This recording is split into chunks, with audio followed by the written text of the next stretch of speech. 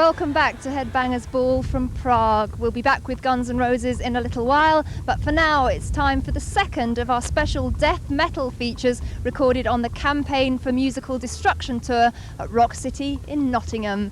Last week we reported on Napalm Death, and tonight we catch up with Florida Deathster's Obituary. The band recently released their third album, The End Complete, which saw the return of guitarist Alan West. However, by a twist of fate, tonight's report will be minus vocalist John Tardy. 5 minutes before the show was due to start, we heard that John had unfortunately lost his voice. However, Obituary bravely decided to go ahead with the gig with drummer Donald Tardy handling lead vocals, and they still managed to deliver a killer set. And as you'll see, Barney from Napalm Death also helped out. So with one Tardy missing, here's our exclusive report.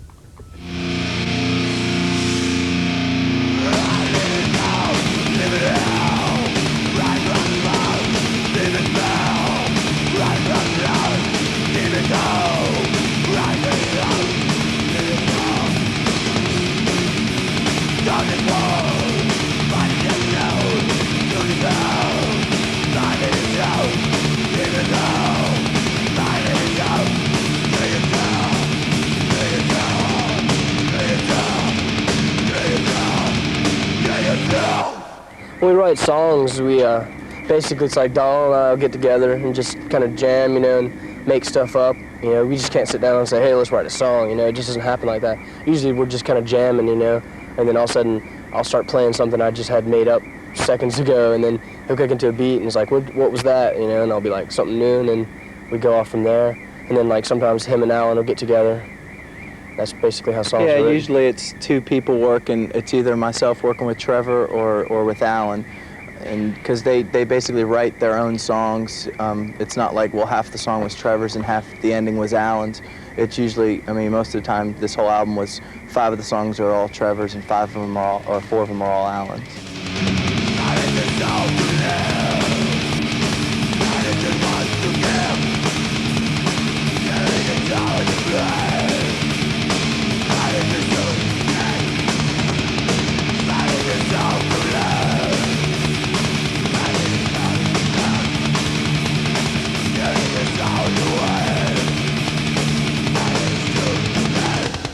We didn't really sit down and go, well, let's take some stuff from Slowly and Cause and put it together to make the new thing. We just, when we were writing it, it just kind of came out that way. It was just like a natural thing. I guess Alan's back in the band, so that gave us a little. He wrote 4 of the 9 songs of the album, so it gave a little influence for a little bit of change, because he writes a little different than I do. So that's pretty much how that went.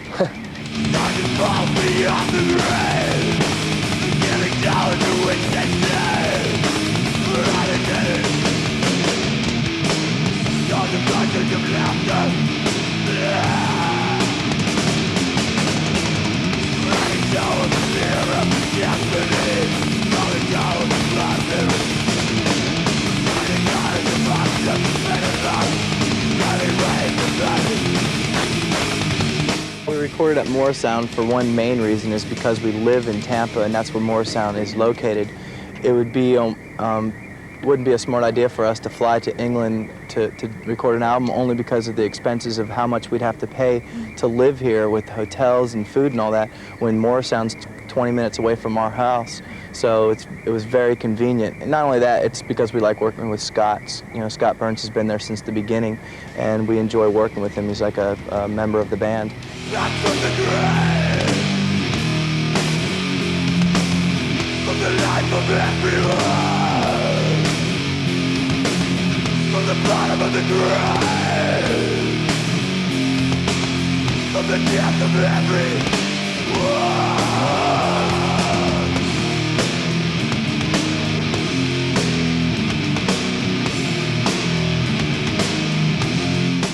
The lyrics on the new album, if you were to write them down on paper, you would have sentences, but most of them really wouldn't mean anything. They wouldn't be a song that has a specific subject or something to talk about the whole song. It's basically realistic things that probably would happen to you in real life, maybe. But as for a story, maybe a story or a song that's talking about a certain person or something, John's lyrics are never like that.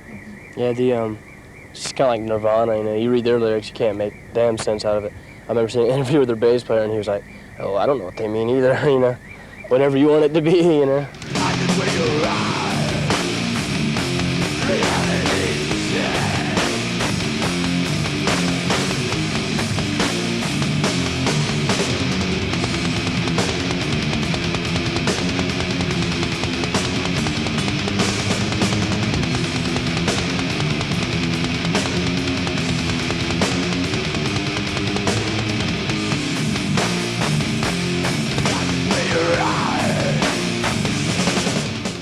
Ever since we've been a band, I mean, since day one, we've always, for our stage, we've always wanted to do something, you know, different than just having a stage and amps and the band, you know. We've always wanted to, you know, put props and stuff. In fact, when we were called Executioner years ago, we used to always have like all these cement pots with smoke coming out of them and skulls everywhere and flames burning the whole show, you know, and incense burning. We used to always do something crazy, and so this time we finally, you know, we had a little bit of money that we could spend, so we went ahead and, you know, did a few things for the stage. I'm not going to tell you, but you'll see it tonight, and the fans will see it on tour.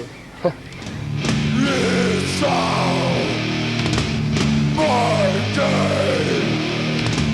It's all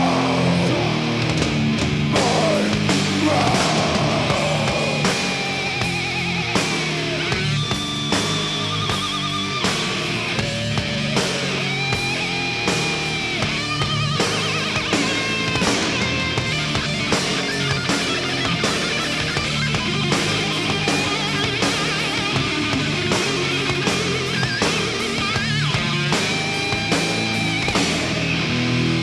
Our band's pretty serious, you know, as it is towards the music.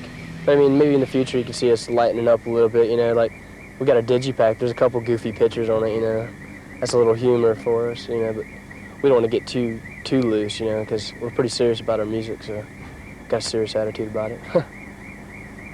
I mean, I couldn't just see us like some bands now, like Metallica, they, you know, they can do it, whatever, they can do what they want, you know, anybody can do what you want. Like, they're goofing off on this tour on stage, totally, you know. You wouldn't see us doing that, you know, just because, I mean, we're totally into it. Maybe if we had 20,000 fans each night, it'd be different, you know, I don't know. That's the way they look at it probably, you know. But like right now, you know, we're totally serious about it.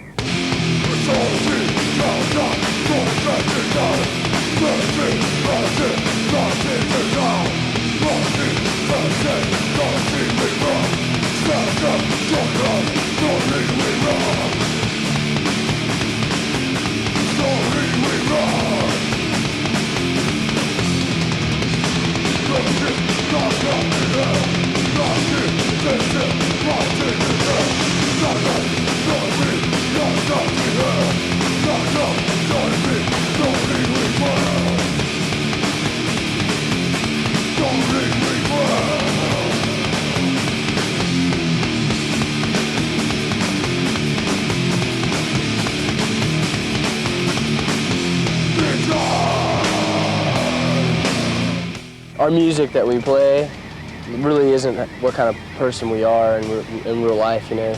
I mean, I guess if you could say it's anything to do with any of us, it'd probably maybe be the angry side of us, you know. We're holding it in and we let it out through our music. That'd be about it, because, I mean, pretty much we're mellow people, you know, real quiet, kept to ourselves, peaceful people.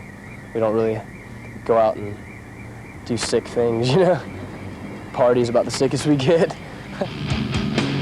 What's out inside now? Beyond the darkness she arrives. What's out inside now? Beyond the fearless cry. What's out inside now?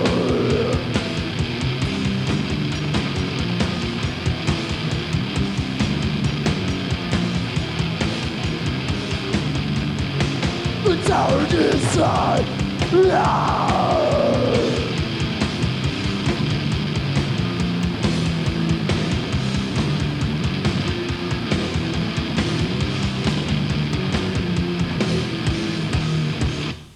Shooting our video was pretty boring, actually.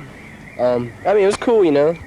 It was a new experience. I mean, I took TV productions, I guess, in school, but like this is cool because we actually got to, you know, do what we learned in school and, you know, go for it, just do it, you know. It's kind of cool. It was a long and boring process though, playing the song over and over and ruining your ears. You will still come with me to down and find that death is not me.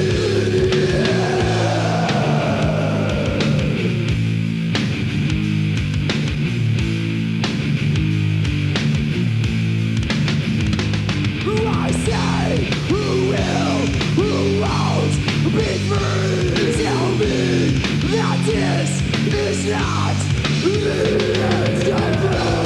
For death metal getting more extreme, I think it's basically got its, you know, its base, you know, what it's going to be. I mean, you can't really say it's going to get more extreme. I mean, because like we're not going to. We're going to stay Obituary, you know, and if death metal 10 years down the line still around, we're going to be there doing it, you know. It's still going to be Obituary. We ain't, you know, we're out to put what people like, you know. We want, you know, we want to make people happy. We don't want to, you know, of course we want to do something new, but I mean, we don't want to like do something so extreme it could be considered something else, you know. Fantasy is complete. Finding strength with wise defeats. Living in the endless score. Killing me with battle. I'm the one that's set to kill. Feeling of destructive will. Bring thoughts one day soul again. The end completes the battle. I think death metal can get pretty big. I mean, I could see it getting as big as thrash, like, you know, as big as Anthrax or Metallica. I don't know, hopefully Metallica. I don't know, we'll see. Because 10 years ago when Kill 'Em All came out, none of us would have said, oh, Metallica's going to sell 10,000 seats a night in 10 years. You know, you could never say that.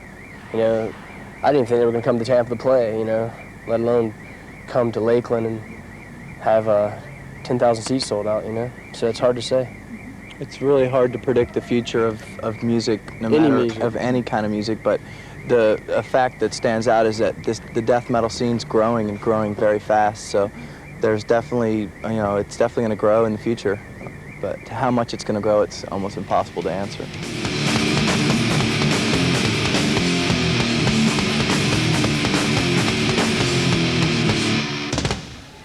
Okay, that was Obituary live on stage at Rock City in Nottingham, and you have no excuse to miss this band live on tour in Europe because I guess you guys seem to be touring for about the next 3 years or something. No, it's like 3 months, so get out and see the guys if you can. Right now, Trevor and Donald have joined me because we've reached the most extreme and brutal part of the show. You know what I'm going to say. It's time for the triple thrash treat, and we're going to play 3 thrash, speed or death metal videos in a row, normally chosen by a viewer, but tonight's going to be chosen for you by our special guests, Obituary. And I think you guys have chosen some bands that you're actually friends with. Yeah. So what are we going to see? We're going to see Morgoth, Soul Baptism. And Pantera's Mouth for War. Brilliant, very aggressive. Yeah. And first up? And by Death, a video. I don't know what the song title is. It's Lack of Comprehension. Yeah, I can't comprehend. From their album Human. Okay, so this is the triple thrash treat chosen for you by Obituary.